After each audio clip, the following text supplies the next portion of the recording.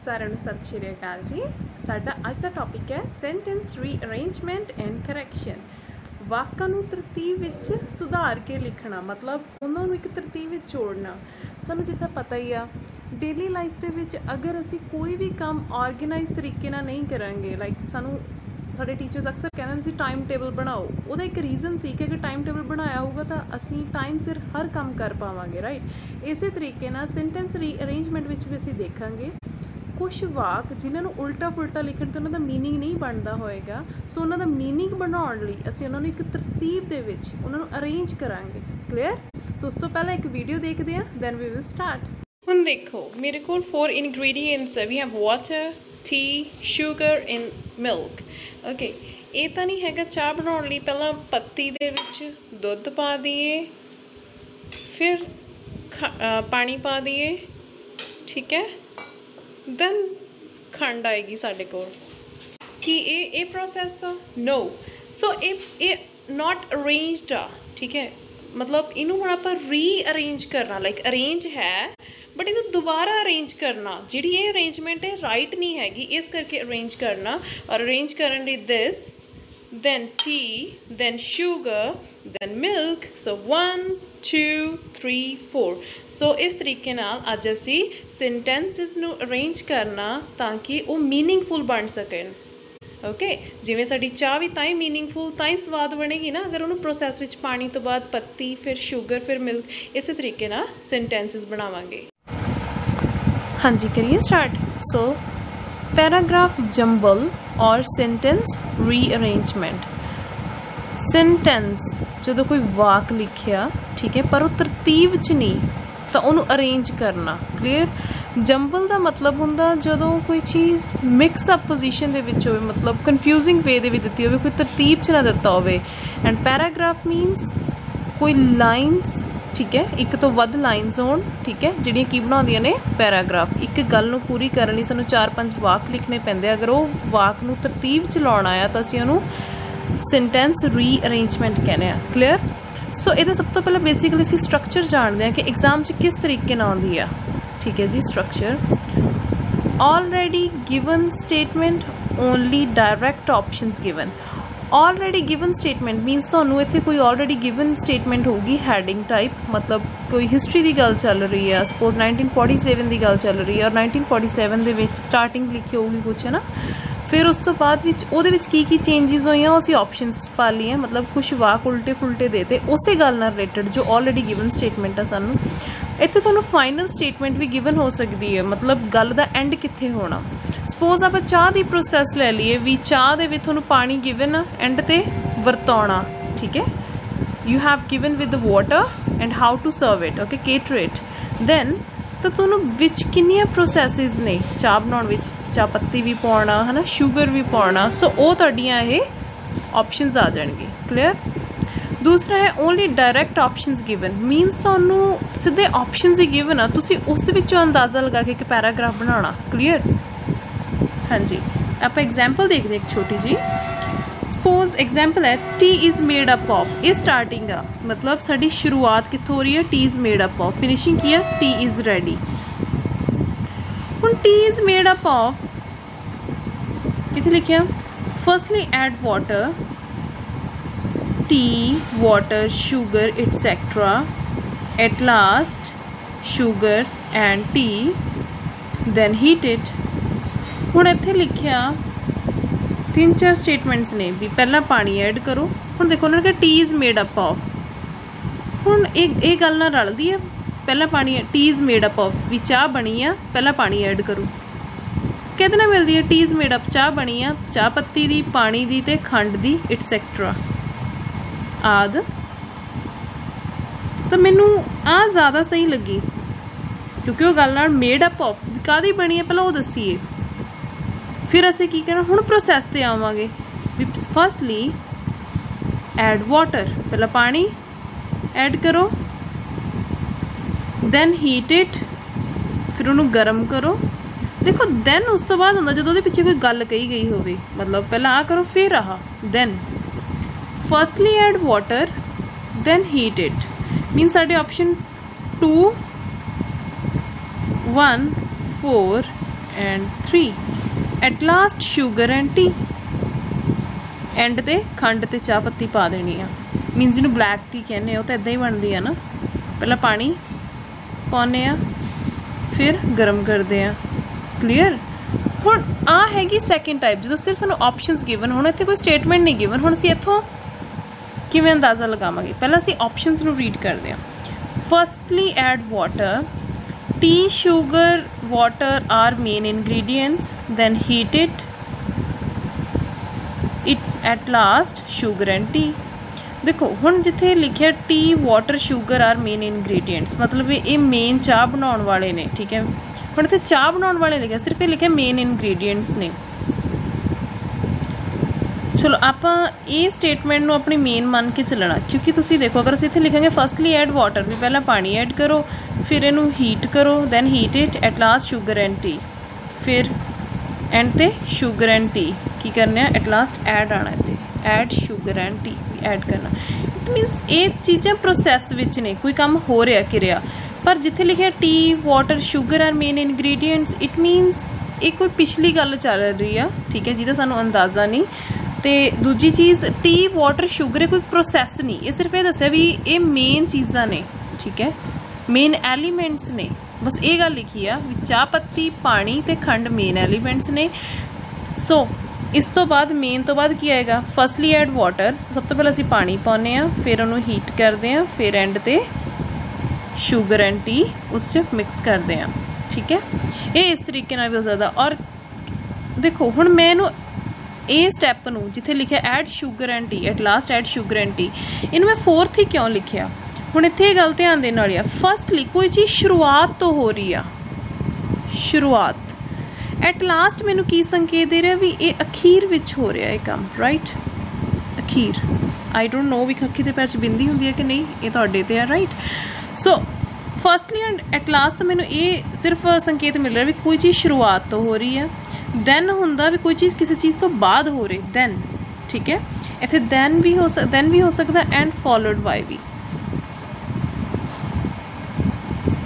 Followed by मतलब किसी चीज़ तो बाद कोई चीज़ नाल ही होवे ठीक है क्लियर दैन सो असी फर्स्टली तो एट लास्ट तो यही अंदाज़ा लाया कोई चीज़ शुरुआत हो रही है कोई एंड ते बट इट डजंट मीन कि तुसी ये पॉइंट नू स्किप कर दो टी वाले नू तुहानू ये भी सोचना पैना कि ये वाक कित्थे लगेगा हुण ये जनरल स्टेटमेंट टाइप आ मतलब कोई चीज़ जो किसी प्रोसैस विच नहीं आ रही ठीक है सो तुहाडी जिन्नी भी सेंटेंस अरेंजमेंट आ उसकी शुरुआत दे विच जां तां तुहानू कोई अटल सच्चाई लिखी हो सकती है कोई जनरल गल जिमें जिहड़ी आम पद्धर ते जिमें लिखिया हो नाउ अ डेज़ जिमें अजकल nowadays in today's era अज दे युग विच ठीक है इदां दीयां चीज़ां तुहानू दित्तियां होणगीयां स्टार्टिंग दे विच ये हो सकदा जे गिवन स्टेटमेंट टाइप आ जे ये डायरैक्ट ऑप्शन टाइप आ फिर इन्हां विचों एक ऑप्शन इदां दा होऊगा जिस जनरल गल लिखी होगी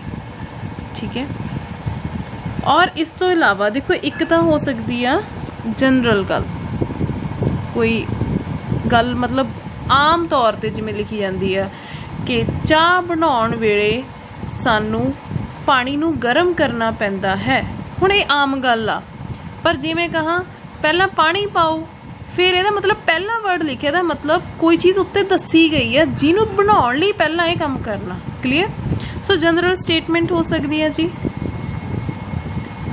कोई यूनीवर्सल ट्रुथ हो सकता जिमें सूरज रोज़ चढ़ता है ना ट्रुथ उत्थों गल स्टार्ट हो सकती है सो ये चीज़ों का ध्यान रखना अक्सर जो साडे ऑप्शनस होंदे ने इन्हां नाल रिलेटेड होंदे आ अगर मान लो 3-4 गल्लां दे विच कोई इदां दी गल लिखी है इन 1905 1905 विच इदां भी स्टार्ट हो सकती है तुहाडी गल तो बेसिकली जो तुहाडा फर्स्ट ऑप्शन होगा इन्हां तिन्नां नाल रिलेटेड होगा बाकी होर की वराइटीज़ आ वो असीं डिस्कस करते हैं हाँ जी होर आंसर्स नू फाइंड करन लई तुहानू टिप्स एंड ट्रिक्स पता होनी बहुत ज़रूरी आ असीं पढ़दे तो बचपन तो आ है ना जिस लैंगुएज दे ना साडा प्यार हुंदा जां जो लैंगुएज सानू ईजी लगदी आ उस लैंगुएज दे विच क्वेश्चनस नू फाइंड करना जां समझना साडे लई ईजी हुंदा ठीक है पर असी इंग्लिश जो सीखते हैं राइट, ये साडी नेटिव लैंगुएज नहीं, बट स्टिल इनू सीखण लई साडी पहला की होनी चाहिए हाई रीडिंग स्पीड। तुहाडे कोल टाइम बहुत घट होऊगा एग्जाम दे विच, क्लीयर। तो उस दे लई तुहानूं की डेवलप करने की जरूरत है, हाई रीडिंग स्पीड। ये हुण ये नहीं भी एक दिन आऊगा, अगर तुहाडा एग्जाम 2-3 मंथ्स तक आ राइट, तो तुहाडे कोल 2-3 मंथ्स तुसीं जिन्ना रीड कर सकते हो इंग्लिश लिटरेचर राइट, होर की हो सकदा स्टोरीज़,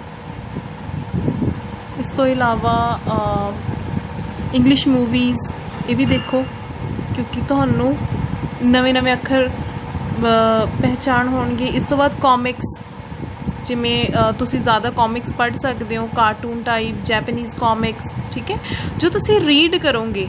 देखो इंसान जी हुण मैं देखा आप बिल्कुल वो आ पेज के उपर लाइनस लिखिया, कोई ड्रॉ चीज़ नहीं, बट मैं अगर इस पेज के नाल इत्थे रख के मोबाइल दी ऑन करदा, कलरफुल हो गया ना, कित्थे तक कलरफुल चीज़ नूं पढ़ना, ठीक है, कित्थे सिर्फ सिंपल जिहड़ी चीज़ सानूं इंटरस्टिंग नहीं लगती। सो बहुत सारे लोग इदां दे हुंदे आ, जां बहुत सारे बच्चों का इंटरस्ट इदां दा कि वो इदां लिखी हुई चीज़ नूं इदां ही छड्ड दिंदे, बट इस दे नाल ही अगर मैं एक पिक्चर ड्रॉ कर दिंदी आ जिस नूं शायद इस उहदे विच डिस्क्राइब किया होवे, तो तुहानूं पढ़ना आसान हो जाता राइट। सो रीडिंग नूं डिवेलप करने लई वो चीज़ां पढ़ो जिस च तुहाडा इंटरस्ट आ। बिलीव मी इंग्लिश सारे किते सेम आ, सेम सेंटेंस सेम वर्ड्स बहुत जगह ते यूज़ हुंदे ने, ओके। मान लो किसी नूं लिटरेचर पढ़ना वधिया लगदा, वो गल अलग है, बट किसी नूं स्टोरीज़ पढ़ना पसंद आ, बट वो चाहुंदे कि स्टोरीज़ नाल पिक्चर्स भी होण, तां शायद इंटरस्ट ज़्यादा क्रिएट हो जाता। तो उदां दियां चीज़ां पढ़ो राइट। हुण किसी नूं न्यूज़पेपर च बिल्कुल इंटरस्ट नहीं, बट न्यूज़पेपर दे विच कोई फोटोज़ नूं देख के तुहाडा इंटरस्ट बन जाता। मान लो फोटोज़ के उपर तुहाडे फेवरेट फिल्म स्टार्स दियां पिक्चर्स ने राइट, तुसीं उन्हां दी डिस्क्रिप्शन फिर पढ़ लैंदे हो, क्लीयर। नैक्सट है स्कैन ऑल 4-5 सेंटेंसिस। हुण जो तुहानूं options A B C D करके दिते होणगे, उन्होंने अच्छे तरीके नाल स्कैन करो भी किस तरीके की इन्फॉर्मेशन दिती है। ए दिता, ए ऑप्शन दिता, उन्होंने पहले पंजाबी समझण की कोशिश करो।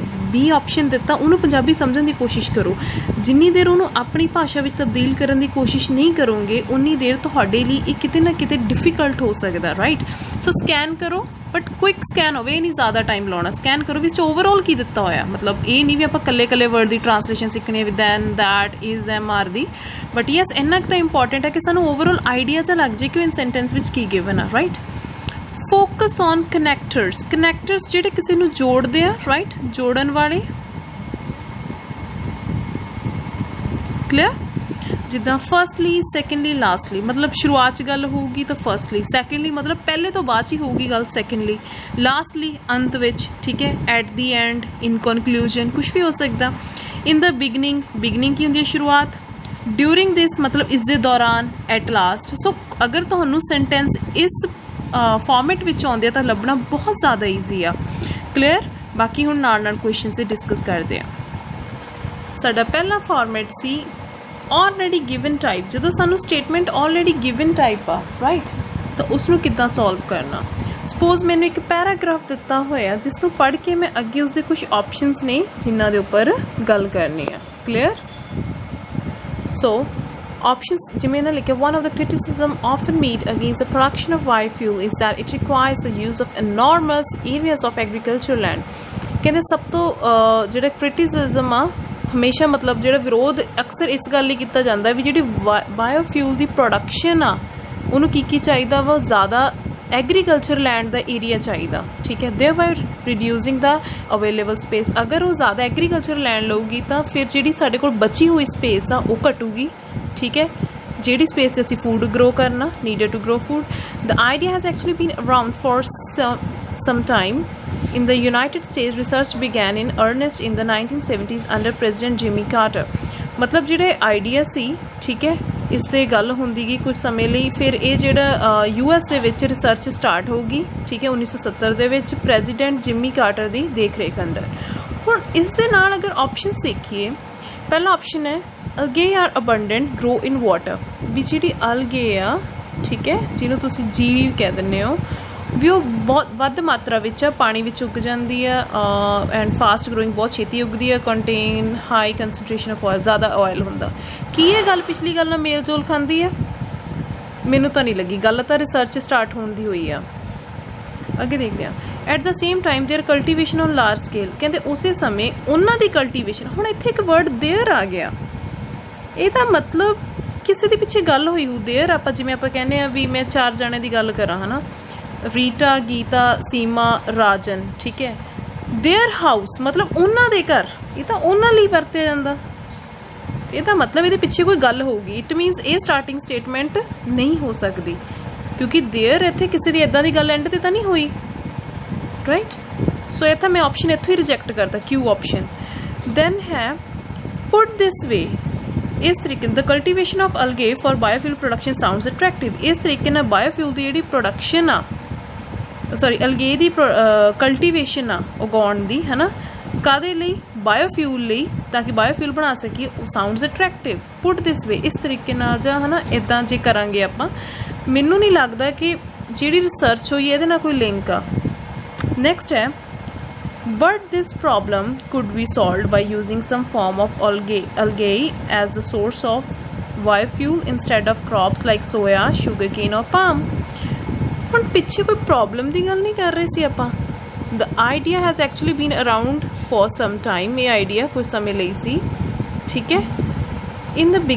in the United States research began, research ਸ਼ੁਰੂ ਹੋਈ, ਠੀਕ ਹੈ, ਇਹਦੇ ਅੰਡਰ। ਪਰ ਇਹ ਰਿਸਰਚ ਕਿਉਂ ਸ਼ੁਰੂ ਹੋਈ? ਹੁਣ ਇਹ ਰਿਸਰਚ ਕਿੱਥੋਂ ਸ਼ੁਰੂ ਹੋਈ? ਕਿਉਂਕਿ ਬਾਇਓਫਿਊਲ ਨੂੰ ਪ੍ਰੋਡਿਊਸ ਕਰਨ ਲਈ ਵੀ ਨੀਡ ਇਨੋਰਮਸ ਲੈਂਡ, ਰਾਈਟ। ਬਹੁਤ ਜ਼ਿਆਦਾ ਸਾਨੂੰ ਲੈਂਡ ਚਾਹੀਦੀ ਆ, ਜਿਹਦੇ ਨਾਲ ਕੀ ਘਟੂਗੀ? ਰਿਡਿਊਸਿੰਗ ਦ ਅਵੇਲੇਬਲ ਸਪੇਸ। ਆਹ ਇੱਥੋਂ ਵਰਡ ਦੀ ਹੁਣ ਉਹ ਘਟਾਊਗੀ ਜਿਹੜੀ ਕਿ ਫੂਡ ਲਈ ਸਾਨੂੰ ਚਾਹੀਦੀ ਆ, ਠੀਕ ਹੈ। ਹੁਣ ਇੱਥੇ ਕੋਈ ਪ੍ਰੋਬਲਮ ਨਹੀਂ ਮੈਂਸ਼ਨ ਕੀਤੀ ਹੋਈ।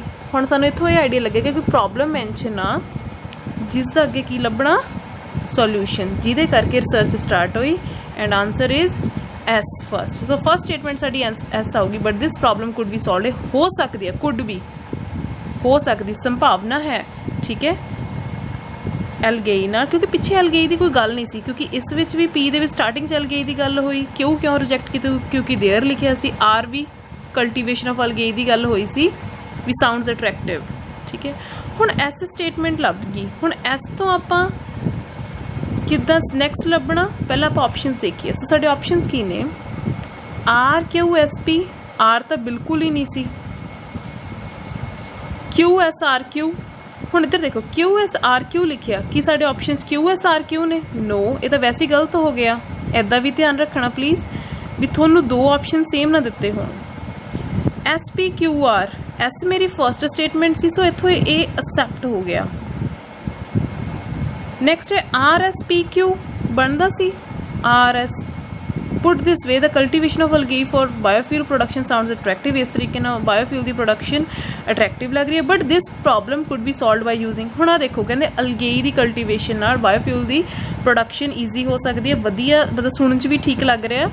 ਪਰ ਇਹ ਪ੍ਰੋਬਲਮ ਕਹਿੰਦੇ ਹੱਲ ਹੋ ਸਕਦੀ ਆ ਅਲਗੇਈ ਨੂੰ ਯੂਜ਼ ਕਰਕੇ। ਸੇਮ ਹੀ ਗੱਲ ਉੱਥੇ ਹੋ ਰਹੀ ਆ। ਤਾਂ ਇਸ ਤਰੀਕੇ ਨਾਲ ਅਸੀਂ ਅਗਰ ਦੋ ਚੀਜ਼ਾਂ ਨੂੰ, ਦੋ ਸਟੇਟਮੈਂਟਸ ਨੂੰ ਸਮਝਾਂਗੇ ਤਾਂ ਸਾਨੂੰ ਸੋਲਿਊਸ਼ਨ ਫਾਈਂਡ ਕਰਨਾ ਉਨਾ ਹੀ ਈਜ਼ੀ ਹੋ ਜਾਊਗਾ ਕਿ ਇਹ ਦੋਨੇ ਆਪਸੀ ਮੇਲ ਜੋਲ ਖਾਂਦੀਆਂ ਨੇ। ਸੋ ਇਸ ਕਰਕੇ ਸਕੈਨ ਕਰਨਾ ਬਹੁਤ ਜ਼ਰੂਰੀ ਹੈ। ਕਲੀਅਰ? ਸੋ ਆਈ ਹੋਪ ਇਹ ਕੁਐਸਚਨ ਤੁਹਾਨੂੰ ਕਲੀਅਰ ਹੋ ਗਿਆ ਹੋਊਗਾ।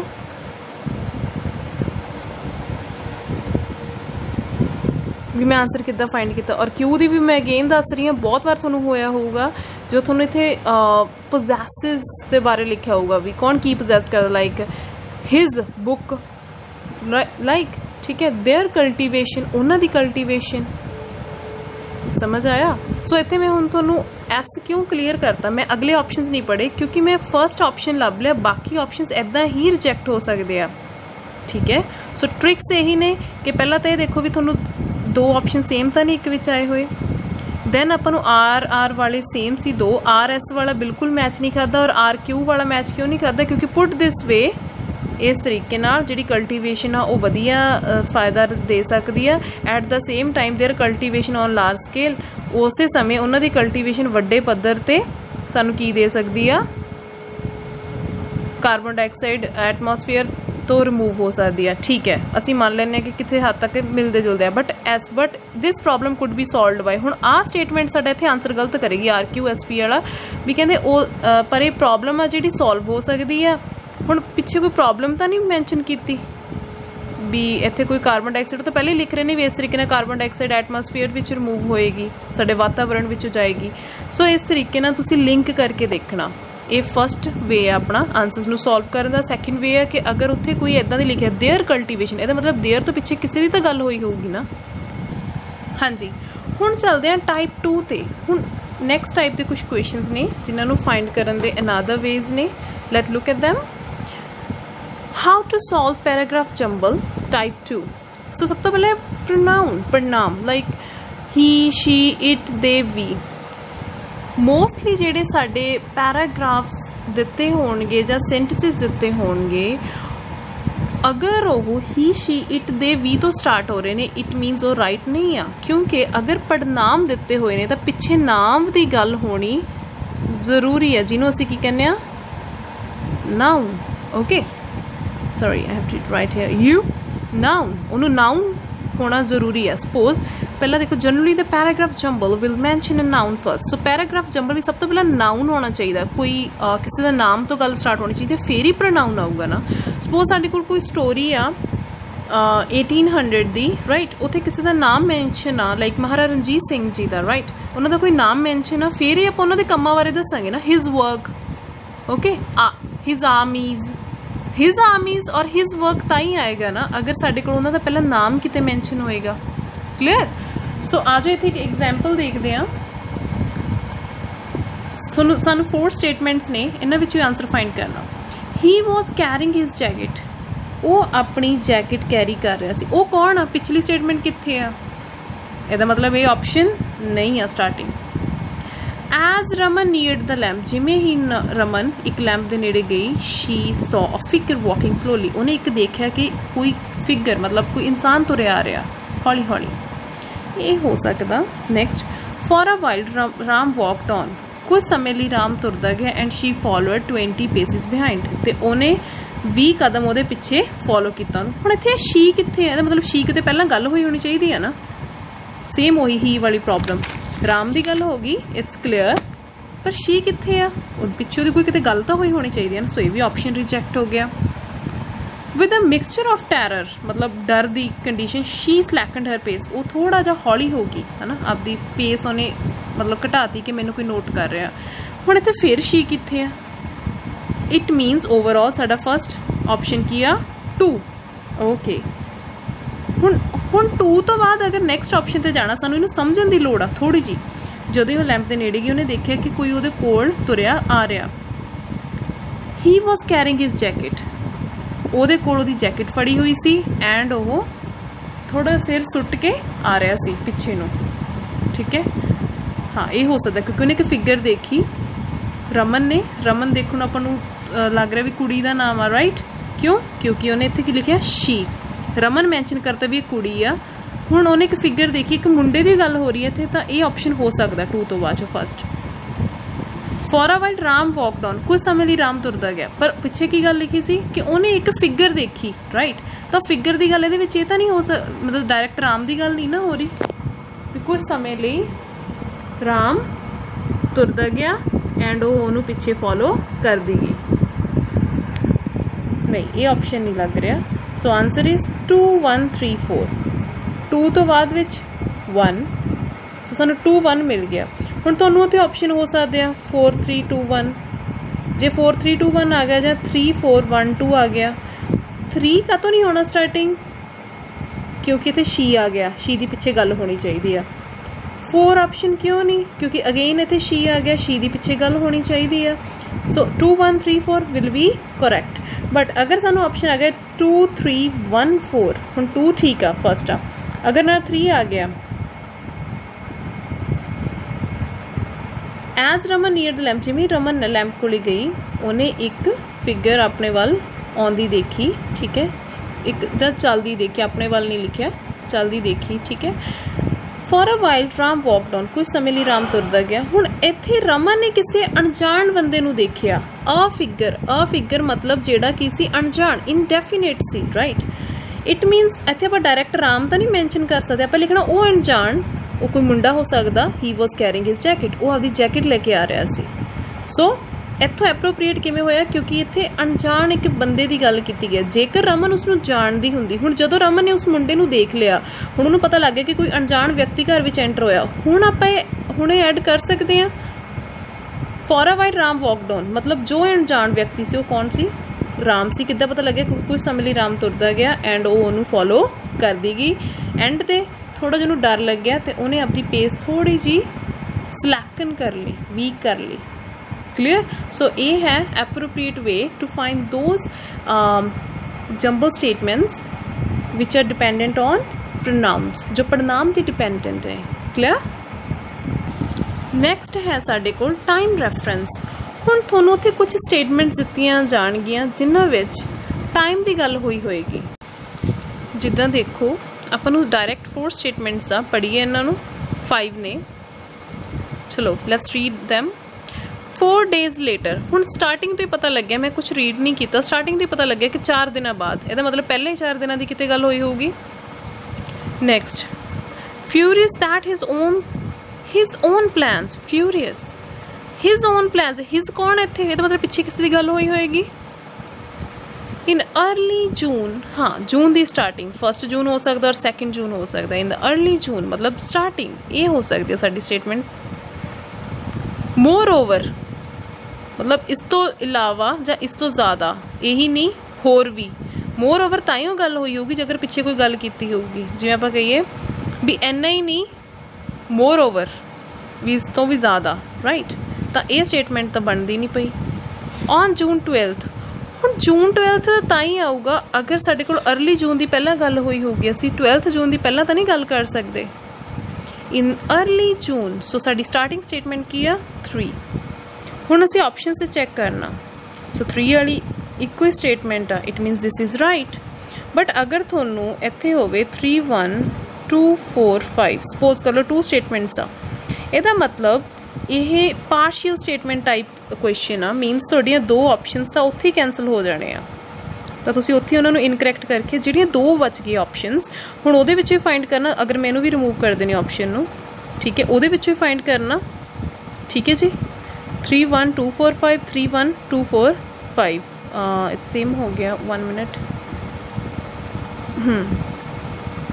4 2 5 कर देने sorry really sorry for that 4 2 5 3 1 4 2 5 clear so 3 1 3 1 बहुत सेम आ हुण 2 4 5 की सिचुएशन किद्दां सॉल्व करिए देखो हुण 3 1 ये मैनूं क्लीयर हो गया कि 3 तो बाद 1 आएगा थर्ड स्टेटमेंट की है in the early June PeopleSoft said that it would buy JD Edwards a smaller rival PeopleSoft ने कहा कि वो JD Edwards का कुछ ना कुछ खरीद लेंगे स्मॉलर राइवल हुंदा जो विरोध कर रहा उन्होंने ठीक है जो कंपीटेटर आ 4 days later मीनस इत्थे सानू ऑप्शन से क्लीयर मैंशन सी कि 3 तो बाद 1 नहीं होना 4 days तुसीं देखो 5 तो बाद भी 1 4 तो बाद 1 अब 1 फिक्स है इत्थे ठीक है 4 days later मतलब पहला अर्ली जून की गल हुई आ फिर 4 दिन बाद की गल 3 1 साडा फिक्स हो गया हुण 2 4 5 और 4 2 5 विचों किद्दां देखिए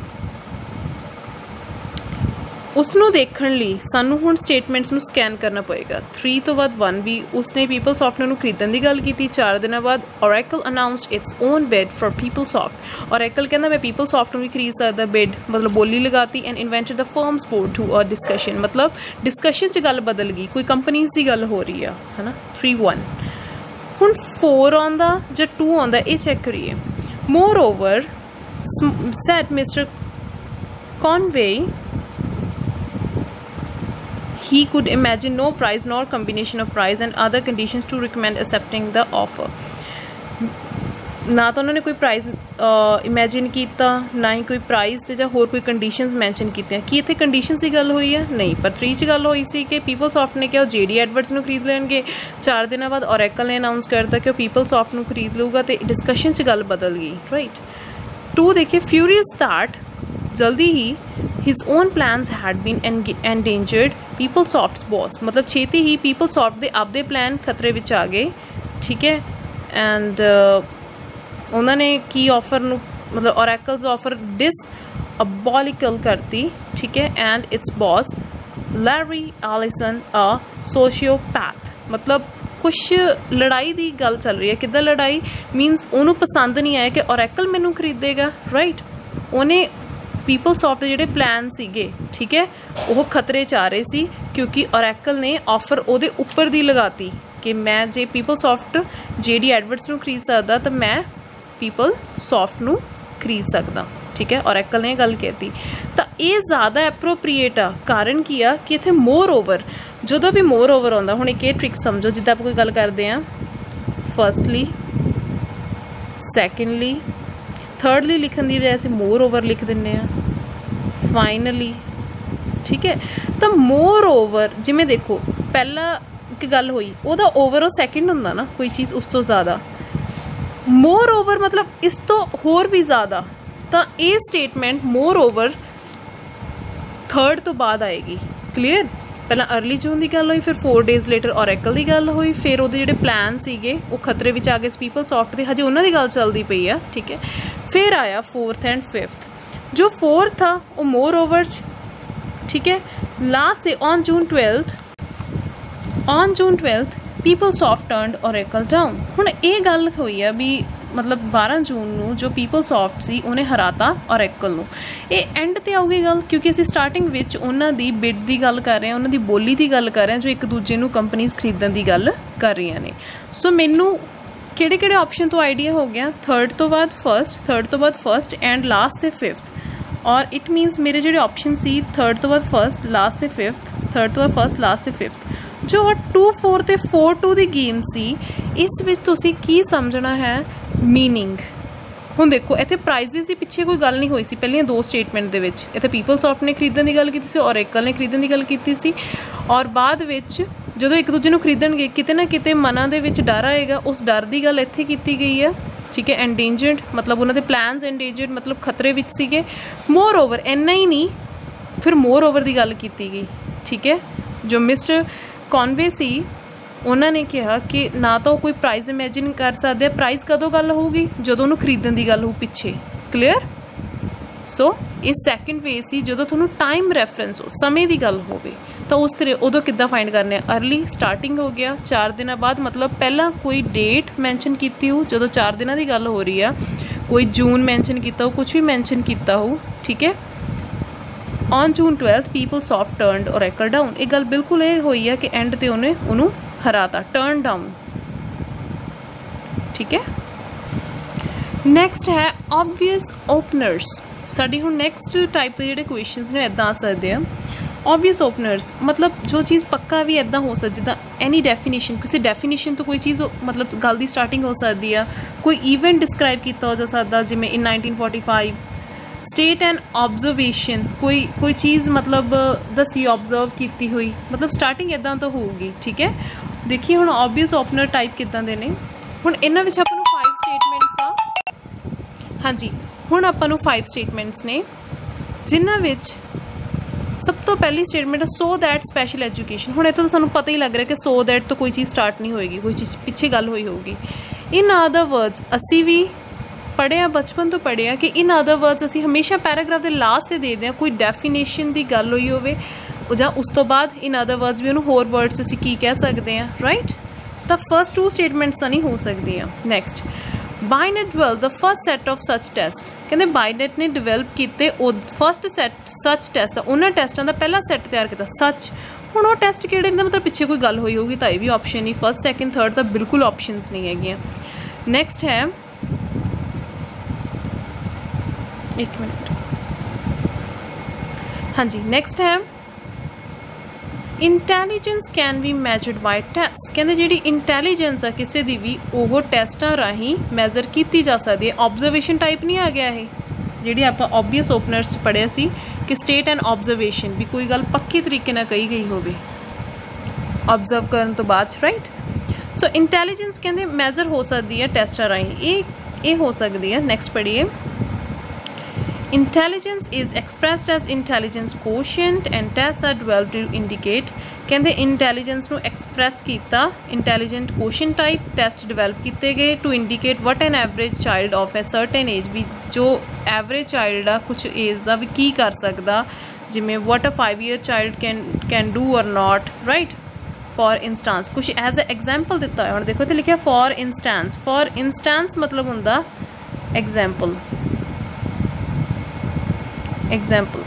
हुण तुसीं ये देखो एग्जाम्पल असीं स्टार्टिंग 'च ही दे दिंदे आ मतलब उन्होंने फॉर इंस्टांस दिता हुण तुसीं देखो पूरा सेंटेंस उन्होंने दे के एंड तक लिखता फॉर इंस्टांस मतलब जे असीं इहदी स्टार्टिंग करदे मतलब कोई गल पिछे होई हुंदी असीं फॉर इंस्टांस इत्थे भी लिख सकते हैं इत्थे भी एंड ते कॉमा ला के मैंशन करता कि एक एग्जाम्पल सी क्लीयर जिवें लिखता टू एग्जाम्पलीफाई सारी स्टेटमेंट लिखने तो बाद एंड लिखता एज एन एग्जाम्पल इत्थे लिख दें एज एन एग्जाम्पल बट यही गल अगर स्टार्टिंग होंगी तो असीं की लिखना सी फॉर एग्जाम्पल ठीक है या फॉर एन इंस्टेंस बट सारी गल करने तो बाद उन्हें एंड ते कॉमा लगाता इट मीनस एक तरह की एग्जाम्पल सी एग्जाम्पल तां ही आऊगी अगर पहला उसकी गल हुई होएगी क्लीयर सो ये भी साडी स्टार्टिंग स्टेटमेंट नहीं सो साडी starting statement would be fourth की आ गई फोर्थ नैक्सट देखिए कहते इंटैलीजेंस मैजर की जा सकती है टैसट्स राही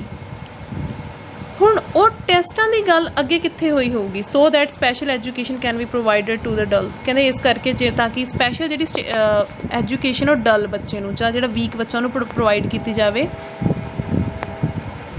इन अदर वर्ड्स होर शब्दों में intelligence tests give us a norm for each age so इस तरीके नाल कहते जिहड़े इंटैलीजेंट टैसट ने वो सानू नॉर्म मतलब ईजी बना देंदे ने हर एक एज नूं टैसट करने फॉर ईच एज लई किते इत्थे एज की गल हुई है 4 तो बाद 4 दे विच intelligence can be measured by test उन्होंने टैसट की गल की है ना तो उन्होंने इत्थे एज की गल की है ना उन्होंने इत्थे चिल्ड्रन की गल की है सो 4 तो बाद फर्स्ट भी नहीं आनी सैकेंड भी नहीं आनी third Binet 12 the first set of such test हुण देखो कहते इंटैलीजेंट टैसटां राहीं मैजर की जा सकती है तो बायनेट ने उदां दे टैसट डिवेलप किए ने early 1900 they which to find out की फाइंड करन लई कि children in school needed special attention भी जो बच्चे स्कूल में पढ़ते हैं उन्होंने स्पैशल अटेंशन की लोड़ आ हाँ ये मिलती है तो 4 तो बाद थर्ड आ सकता फिर इत्थे एक एग्जाम्पल आ जो कि बच्चों की गल सी 5 ईयर ओल्ड मतलब एग्जाम्पल मतलब डायरैक्ट 4 तो बाद थर्ड तो बाद डायरैक्ट नहीं आ सकती उन्होंने सिर्फ टैसटां की गल की कि इदां दे टैसट डिवेलप किए गए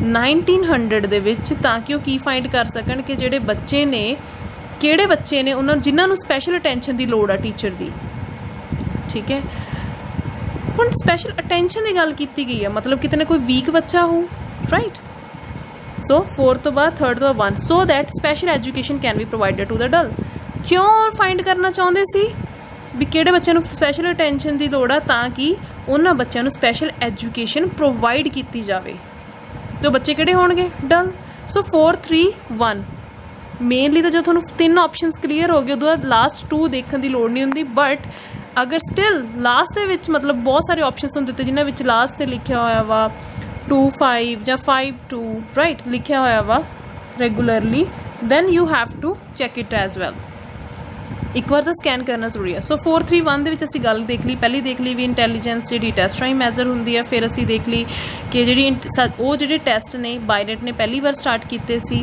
ते जिन्हां दे विच स्पैशल एजुकेशन देने की गल हुई सी डल बच्चों नूं हुण इन अदर वर्ड्स टैसट सो कहते हुण होर शब्दां दे विच जिहड़ी इंटैलीजेंट टैसट आ ओह सानूं नॉर्म मतलब एक ईजनैस दिंदे ने फॉर ईच एज हर एक उम्र दे लई हुण इत्थे उम्र की किते गल हुई है पिछे इन ईच एज नहीं थर्ड तक आप फर्स्ट तक ऑप्शन पढ़ लिया फोर्थ पढ़ लिया थर्ड पढ़ लिया फर्स्ट पढ़ लिया किते एज की गल हुई नहीं इहदा मतलब फिफ्थ ऑप्शन देखिए इंटैलीजेंट इज एक्सप्रैसड एज कहते इंटैलीजेंस नूं इदां असीं इंटैलीजेंस क्वेश्चन की तरह जां टैसट्स आर डिवेलप टू इंडिकेट जां क्वेश्चन की तरह जां वो टैसट वो डिवेलप होंदे ने कि इंडिकेट करन लई कि what an average child of certain age इत्थे एज की गल हुई आ भी एवरेज चाइल्ड सर्टेन एज चाहे वो 14 साल का चाहे वो 11 साल का बच्चा आ वो की कर सकता can do what a 5 year do मतलब 5 ईयर जो ओल्ड चाइल्ड है वो की कर सकता है और की नहीं कर सकता कैन नॉट कैन डू और कैन नॉट ਇਹਦਾ मतलब इतनी उम्र की गल हुई है इस तो बाद ਜਿਹੜਾ ਲਾਸਟ ਆਪਸ਼ਨ ਸਾਡੇ ਕੋਲ ਬਚ ਗਿਆ ਇਨ ਅਦਰ ਵਰਡਸ ਮਤਲਬ ਹੋਰ ਸ਼ਬਦਾਂ ਵਿੱਚ। ਸੋ ਸਾਨੂੰ ਜਿਹੜੇ ਇੰਟੈਲੀਜੈਂਟ ਟੈਸਟ ਆ ਉਹ ਸੌਖੇ ਤਰੀਕੇ ਦੇ ਨਾਲ ਟੈਸਟ ਗਿਵਸ ਅਸ ਅ ਨੋਰਮ, ਸੌਖੇ ਤਰੀਕੇ ਨਾਲ ਸਾਨੂੰ ਹਰ ਇੱਕ ਉਮਰ ਦੇ ਲਈ ਫਾਈਂਡ ਕਰਨ ਲਈ ਈਜ਼ੀਨੈਸ ਦਿੰਦੇ ਨੇ, ਸੌਖਾ ਤਰੀਕਾ ਦਿੰਦੇ ਨੇ। ਇਹਨੂੰ ਆਪਾਂ ਇਹ ਕਹਿ ਸਕਦੇ ਹਾਂ ਰਾਈਟ। ਜਿੰਨਾ ਕਿ ਇਹਨੂੰ ਪੰਜਾਬੀ ਵਿੱਚ ਮੈਂ ਤੁਹਾਨੂੰ ਹਰ ਇੱਕ ਵਰਡ ਦੀ ਪ੍ਰੋਪਰ ਡਿਟੇਲ ਕਿਉਂ ਨਹੀਂ ਦੇ ਰਹੀ, ਕਿਉਂਕਿ ਆਪਣਾ ਆਨਸਰ ਕੁਐਸਚਨ ਆ ਸਿਰਫ ਆਨਸਰਸ ਨੂੰ ਫਾਈਂਡ ਕਰਨਾ, ਟ੍ਰਿਕਸ ਦੇ ਨਾਲ ਜੋ ਜੰਬਲ ਆ ਉਹਨੂੰ ਸੋਲਵ ਕਰਨਾ, ਜੋ ਸਾਨੂੰ ਕਨਫਿਊਜ਼ਿੰਗ ਸੈਂਟੈਂਸਿਸ ਦਿੱਤੇ ਉਹਨਾਂ ਨੂੰ ਸੋਲਵ ਕਰਨਾ। ਕਲੀਅਰ। ਸਾਡਾ ਉੱਥੇ ਇਹ ਮੋਟਿਵ ਨਹੀਂ ਕਿ ਇਹਨਾਂ ਦੀ ਟਰਾਂਸਲੇਸ਼ਨ ਕਰਕੇ ਇਹਨਾਂ ਨੂੰ ਇਕੱਲਿਆਂ ਨੂੰ ਸਮਝਣ ਬੈਠਣ, ਕਿਉਂਕਿ ਸਾਡੇ ਕੋਲ ਟਾਈਮ ਘੱਟ ਆ ਰਾਈਟ। ਸੋ ਤੁਹਾਡੇ ਆਪਸ਼ਨ ਸੀ 4 3 5 1 1 5 2 4 ਤੇ 4 ਵਾਲਾ right. A and D option ਦੇ ਵਿੱਚ ਸਾਨੂੰ 4 ਵਾਲੇ 2 ਆਪਸ਼ਨਸ ਦਿੱਤੇ ਨੇ ਜਿਹੜੇ ਸਟਾਰਟ ਕਿੱਥੋਂ ਹੋ ਰਹੇ ਨੇ 4 ਤੋਂ, ਔਰ ਸਾਡਾ ਆਨਸਰ ਕਿੱਥੋਂ ਸਟਾਰਟ ਹੋ ਰਿਹਾ ਸੀ 4th ਸਟੇਟਮੈਂਟ ਤੋਂ। ਇਟ ਮੀਨਸ ਦੋਨੇ ਇਨਕਰੈਕਟ ਆ। 4 ਤੋਂ ਬਾਅਦ 3 ਔਰ 4 ਤੋਂ ਬਾਅਦ 1 ਆਉਣਾ ਇਹ ਟ੍ਰਿਕ ਸੀ। 4 ਤੋਂ ਬਾਅਦ 1 ਕਿਉਂ ਨਹੀਂ ਆਇਆ, ਕਿਉਂਕਿ ਸਪੈਸ਼ਲ ਐਜੂਕੇਸ਼ਨ ਦੀ ਗੱਲ ਦਿੱਤੀ ਗਈ ਆ, ਇੱਥੇ ਕੋਈ ਸਪੈਸ਼ਲ ਐਜੂਕੇਸ਼ਨ ਦੀ 4th ਵਿੱਚ ਗੱਲ ਨਹੀਂ ਕੀਤੀ ਗਈ, ਸਿੰਪਲ ਲਿਖਿਆ ਕਿ ਜੋ ਇੰਟੈਲੀਜੈਂਸ ਆ ਉਹ ਟੈਸਟ ਨਾਲ ਮੈਜ਼ਰ ਹੁੰਦੀ ਆ। ਸੋ ਸਕੈਨਿੰਗ ਕਰਨਾ ਬਹੁਤ ਇੰਪੋਰਟੈਂਟ ਆ। ਨੈਕਸਟ ਪ੍ਰੋਨਾਊਨਸ ਇੱਕ ਵਾਰ ਅਸੀਂ ਫਿਰ ਦੇਖ ਲੈਂਦੇ ਹਾਂ। ਪ੍ਰੋਨਾਊਨਸ ਕਿੱਦਾਂ, ਜਿੱਦਾਂ ਹੀ, ਸ਼ੀ, ਦੇ ਬਹੁਤ ਸਾਰਿਆਂ ਲਈ, ਦੇਅਰ ਉਹਨਾਂ ਦੀ, ਹਿਮ, ਹਰ ਇਹ ਵੀ ਬॉय ਨੂੰ ਡੈਡੀਕੇਟ ਆ, ਗਰਲ ਨੂੰ।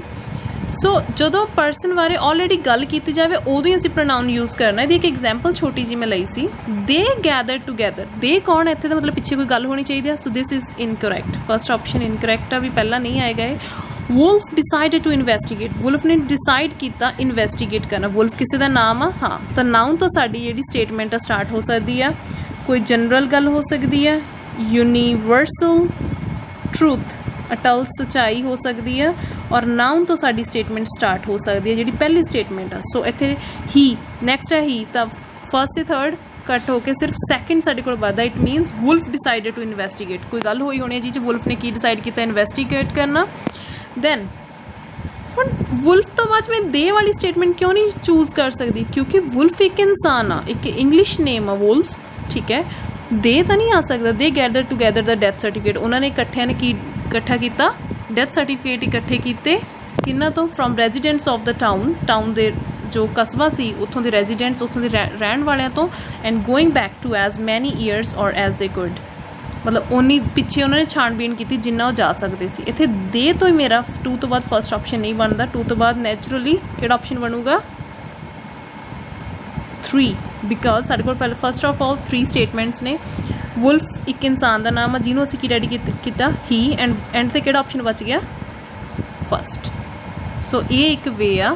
ਓਕੇ, ਹਾਂਜੀ, ਆ ਇੱਕ ਡਿਫਰੈਂਟ ਚੀਜ਼ ਆ ਜੋ ਤੁਸੀਂ ਨੋਟ ਕਰ ਲਓ। Adjectives, adjectives that are comparative, ਮਤਲਬ ਕੰਪੈਰੇਟਿਵ ਡਿਗਰੀ ਦਿੱਤੀ ਹੋਵੇ, high, higher, highest, good, better, best. ਕੁਝ ਸਟੇਟਮੈਂਟ ਸਾਨੂੰ ਇੱਦਾਂ ਵੀ ਆਨਸਰ ਦੇ ਸਕਦੀਆਂ ਨੇ, ਜਿਵੇਂ ਹੁਣ ਦੇਖੋ 2 ਸਟੇਟਮੈਂਟਸ ਆ, ਇਹਨੂੰ ਮੈਂ ਫਸਟ ਲੈ ਲੈਣੇ ਆ, ਸੈਕਿੰਡ, ਇਹਨਾਂ ਦੋਨਾਂ ਵਿੱਚ ਹੀ ਦੇਖਣਾ ਕਿ ਪੈਰਾਗ੍ਰਾਫ ਜੰਬਲ ਕਿਹਦੇ ਵਿੱਚ ਆ। Ria had posted her solution that I found to be better. Ria ਨੇ ਇੱਕ ਪੋਸਟ ਕੀਤਾ ਆਪਦਾ ਸੋਲਿਊਸ਼ਨ ਜਿਹੜਾ ਮੈਨੂੰ ਲੱਗਿਆ ਕਿ ਬੈਟਰ ਆ। ਬੈਟਰ ਤਾਂ ਹੀ ਆ ਸਕਦਾ ਅਗਰ ਪਹਿਲਾਂ ਕੀ ਆਇਆ ਹੋਊਗਾ ਗੁੱਡ। ਸੋ ਇਸ ਤਰੀਕੇ ਨਾਲ ਵੀ ਸੈਂਟੈਂਸ ਦੀ ਅਰੇਂਜਮੈਂਟ ਹੁੰਦੀ ਆ ਪੈਰਾਗ੍ਰਾਫ ਜੰਬਲ ਦੇ ਵਿੱਚ, ਠੀਕ ਹੈ। ਜਿੱਥੇ ਤੁਸੀਂ ਜੋ ਜੰਬਲਡ ਸਟੇਟਮੈਂਟਸ ਹੁੰਦੀਆਂ ਉਲਟੀਆਂ ਫੁਲਟੀਆਂ ਲਿਖੀਆਂ ਹੁੰਦੀਆਂ, ਉਹਨਾਂ ਵਿੱਚ ਤੁਸੀਂ ਇਹ ਫਾਈਂਡ ਕਰਨਾ ਹੁੰਦਾ ਕਿ ਪਹਿਲਾਂ ਗੁੱਡ ਆਊ, ਫਿਰ ਬੈਟਰ ਆਊ, ਫਿਰ ਬੈਸਟ ਆਊ। ਇਸ ਤਰੀਕੇ ਨਾਲ ਵੀ ਤੁਹਾਡੇ ਆਪਸ਼ਨਸ ਹੋ ਸਕਦੇ ਨੇ, ਜਿੱਦਾਂ ਕਿ ਦਾ solution that you had put up was good, ਜਿਹੜਾ ਸੋਲਿਊਸ਼ਨ ਤੁਸੀਂ ਦਿੱਤਾ ਉਹ ਵਧੀਆ ਸੀ। ਰੀਆ ਹੈਡ ਪੋਸਟਡ, ਰੀਆ ਨੇ ਆਪਦਾ ਸੋਲਿਊਸ਼ਨ ਦਿੱਤਾ ਜਿਹੜਾ ਕਿ ਮੈਨੂੰ ਜ਼ਿਆਦਾ ਵਧੀਆ ਲੱਗਿਆ, ਵਧੀਆ ਸੀ ਜਿਹੜਾ ਕਿ ਮੈਨੂੰ ਜ਼ਿਆਦਾ ਵਧੀਆ ਲੱਗਿਆ। ਜਦੋਂ ਹੁਣ ਵਧੀਆ ਤੋਂ ਬਾਅਦ ਹੀ ਜ਼ਿਆਦਾ ਵਧੀਆ ਆਊਗਾ, ਇਹ ਤਾਂ ਨਹੀਂ ਹੋ ਸਕਦਾ ਮੈਨੂੰ ਇਹ ਚੀਜ਼ ਜ਼ਿਆਦਾ ਵਧੀਆ ਲੱਗੀ ਅਤੇ ਇਹ ਮੈਨੂੰ ਵਧੀਆ ਲੱਗੀ, ਸੁਣਨ 'ਚ ਨਹੀਂ ਨਾ ਠੀਕ ਹੋ ਰਿਹਾ। ਸੈਂਟੈਂਸ ਦੇ ਵਾਈਜ਼ ਵੀ ਇਨਕਰੈਕਟ ਹੋ ਗਿਆ, ਬਿਕਾਜ਼ ਸਭ ਤੋਂ ਪਹਿਲਾਂ ਡਿਗਰੀ ਆਏਗੀ, ਡਿਗਰੀ ਦੇਖੀ ਜਾਏਗੀ ਗੁੱਡ, ਬੈਟਰ, ਦੈਨ ਬੈਸਟ ਵਾਲੀ। ਇੱਦਾਂ ਹੀ high, higher, highest, large, largest, large, larger, largest. Let me write it as well. So ਇਹ ਚੀਜ਼ਾਂ ਵੀ ਰੀਡ ਕਰਿਆ ਕਰੋ, large, larger, largest, right. Last ਮੇਰੇ ਕੋਲ ਹੈ ਆਰਟੀਕਲਸ ਅਪਰੋਚ। ਆਰਟੀਕਲਸ ਕਿੰਨੇ ਤਰੀਕੇ ਦੇ ਹੁੰਦੇ ਨੇ, ਡੈਫੀਨਿਟ ਐਂਡ ਇਨਡੈਫੀਨਿਟ। ਡੈਫੀਨਿਟ ਜੇ ਸਾਨੂੰ ਪੱਕਾ ਪਤਾ ਹੋਵੇ ਵੀ ਇਸ ਦੀ ਗੱਲ ਹੋ ਰਹੀ ਆ, ਇਨਡੈਫੀਨਿਟ ਜੋ ਸਾਨੂੰ ਪੱਕਾ ਨਹੀਂ ਪਤਾ ਹੁੰਦਾ, ਏ ਔਰ ਐਨ, ਠੀਕ ਹੈ। ਆਈ ਥਿੰਕ ਮੈਂ ਲਾਸਟ ਵੀਡੀਓ ਵਿੱਚ ਵੀ ਇਸ ਦੀ ਗੱਲ ਕੀਤੀ ਸੀ। ਸੋ ਏ ਐਨ ਨਾਊਨ ਅੱਗੇ ਜਿਵੇਂ ਅ ਬॉय, ਉਹ ਮੁੰਡਾ, ਠੀਕ ਹੈ, ਵਿਚ ਵਾਜ਼ ਇਨ ਦ ਮਾਰਕੀਟ, ਜਿਹੜਾ ਮਾਰਕੀਟ ਸੀ ਜਦੋਂ ਕੋਈ ਗੱਲ ਸਟੋਰੀ ਰਿਲੇਟਡ ਸਟਾਰਟ ਹੋਏਗੀ, ਓਕੇ। ਦ ਕਿਹਨੂੰ ਰੈਫਰ ਕਰਦਾ, ਪ੍ਰੀਵੀਅਸਲੀ ਡਿਸਕਸ ਨਾਊਨ, ਮਤਲਬ ਕੋਈ ਨਾਊਨ ਜੋ ਤੁਸੀਂ ਆਲਰੇਡੀ ਡਿਸਕਸ ਕਰ ਚੁੱਕੇ ਹੋ ਉਹਦੇ ਲਈ ਦ ਲੱਗੂ। ਸਪੋਜ਼ ਮੈਂ ਗਰਲਸ ਦੀ ਗੱਲ ਕਰ ਰਹੀ ਹਾਂ ਕਲਾਸ ਦੇ ਵਿੱਚ, ਅਗਰ ਮੈਂ ਉਹਨਾਂ ਦੀ ਸੇਮ ਗੱਲ ਕਰਨੀ ਆ, the girls head tiffin, means ਉਹਨਾਂ ਕੋਲ ਟਿਫਿਨ ਸੀ, ਰਾਈਟ। ਉਹਨਾਂ ਕੋਲ ਟਿਫਿਨ, ਦ ਗਰਲਸ ਮਤਲਬ ਉਹ ਕੁੜੀਆਂ ਕੋਲ ਟਿਫਿਨ ਸੀ। ਉਹ ਕੁੜੀਆਂ ਕੌਣ ਆ, ਦ ਮੈਂ ਕਿਉਂ ਸਪੈਸ਼ਲ ਰੈਫਰ ਕੀਤਾ, ਮਤਲਬ ਪਿੱਛੇ ਕਿਸੇ ਨਾ ਕਿਸੇ ਦੀ ਗੱਲ ਹੋਊਗੀ। ਸੋ ਜਦੋਂ ਤੁਹਾਡੀ ਜਨਰਲ ਸਟੇਟਮੈਂਟ ਫਸਟ ਤੁਸੀਂ ਫਾਈਂਡ ਕਰਨੀ ਆ ਤਾਂ ਮੋਸਟਲੀ ਉਹ ਨਾਊਨ ਹੋ ਸਕਦਾ, ਐਂਡ ਦ ਉਹਨਾਂ ਅੱਗੇ ਲੱਗਦਾ ਜੋ ਚੀਜ਼ ਆਲਰੇਡੀ ਡਿਸਕਸ ਹੋ ਚੁੱਕੀ ਆ, ਰਾਈਟ। ਮੈਂ ਰਾਮ ਦੀ ਗੱਲ ਕਰ ਰਹੀ ਹਾਂ, ਠੀਕ ਹੈ, ਫਿਰ ਐਂਡ 'ਤੇ ਮੈਂ ਲਿਖੂੰਗੀ ਦ ਬॉय, ਮਤਲਬ ਇਹ ਰਾਮ ਦੀ ਗੱਲ ਹੋ ਰਹੀ ਹੈ। ਦ ਤਾਂ ਲਾਇਆ ਕਿਉਂਕਿ ਮੈਨੂੰ ਪਤਾ ਮੈਂ ਇਸੇ ਦੀ ਹੀ ਗੱਲ ਕਰ ਰਹੀ ਹਾਂ। ਮੈਂ ਰਾਮ ਲਿਖ ਰਹੀ ਹਾਂ, ਇਸ ਤੋਂ ਮੂਹਰੇ ਮੈਂ ਅ ਬॉय ਯੂਜ਼ ਕਰ ਸਕਦੀ ਹਾਂ। ਅ ਬॉय, ਉਹ ਮੁੰਡਾ ਜਿਹਨੂੰ ਮੈਂ ਮਾਰਕੀਟ 'ਚ ਦੇਖਿਆ ਉਸਦਾ ਨਾਮ ਰਾਮ ਸੀ, ਇਹ ਹੋ ਸਕਦਾ। ਪਰ ਮੈਂ ਇਹ ਨਹੀਂ ਕਹਿ ਸਕਦੀ ਰਾਮ ਨੂੰ ਮੈਂ ਮਾਰਕੀਟ ਦੇਖਿਆ, ਅ ਬॉय ਵਾਜ਼ ਬਾਇੰਗ ਫਰੂਟਸ, ਉਹ ਮੁੰਡਾ ਫਰੂਟ ਬਾਏ ਕਰ ਰਿਹਾ ਸੀ, ਨਹੀਂ ਇਹ ਨਹੀਂ ਹੋ ਸਕਦਾ। ਫਿਰ ਉੱਥੇ ਮੈਂ ਲਿਖੂੰਗੀ ਦ ਰਾਮ ਜਾਂ ਦ ਬॉय। ਜੇ ਤਾਂ ਮੈਂ ਰਾਮ ਦੀ ਗੱਲ ਪਹਿਲਾਂ ਕਰ ਲਈ, ਮਤਲਬ ਮੈਂ ਉਹਨੂੰ ਪੱਕਾ ਜਾਣਦੀ ਹਾਂ, ਡੈਫੀਨੇਟ ਹੋ ਗਿਆ, ਤਾਂ ਮੈਂ ਬਾਅਦ ਵਿੱਚ ਦ ਰਾਮ ਯੂਜ਼ ਕਰ ਸਕਦੀ ਹਾਂ ਜਾਂ ਹੀ ਸ਼ੀ ਯੂਜ਼ ਕਰ ਸਕਦੀ ਹਾਂ। ਬਟ ਜਿਸ ਇਨਸਾਨ ਨੂੰ ਮੈਂ ਨਹੀਂ ਜਾਣਦੀ, ਨਾਊਨ ਯੂਜ਼ ਕਰ ਰਹੀ ਹਾਂ, a school, a college, a boy, a girl, ਕੁਛ ਵੀ ਹੋ ਸਕਦਾ, ਉਸ ਤੋਂ ਬਾਅਦ ਵਿੱਚ ਮੈਂ ਦ ਯੂਜ਼ ਕਰ ਸਕਦੀ ਹਾਂ। ਸੋ ਇਸ ਆਰਡਰ ਵਿੱਚ ਵੀ ਸੈਂਟੈਂਸ ਕੁਛ ਤੁਹਾਨੂੰ ਹੋ ਸਕਦੇ ਆ, right. Thank you so much. So this is end of your lecture.